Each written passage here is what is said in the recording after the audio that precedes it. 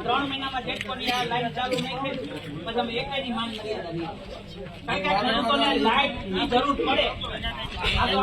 આપણા નસીબ હારા કે અત્યાર સુધીમાં એક જ વખત ફોલ્ટ થયો, ઉપરા ઉપર 2-3 વખત ફોલ્ટ થાય તો હું કરું ઈ તમે એમ કહો વીરુભાઈ અમે આ રસ્તો કાઢીમાં ધારો કે આ તમારી જે ભોમિયાવદર થી લાઈન આવે છે એમાં એક વખત ફોલ્ટ થઈ ગયો, તાર તૂટ્યો, કાલે તાર તૂટ્યો, આપણે શું કરી શકીએ?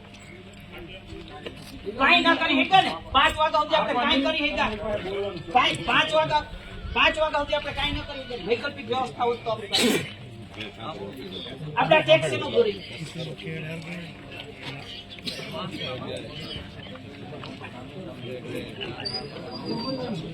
સાહેબ અહીંયા કેમ આવો તકલીફ?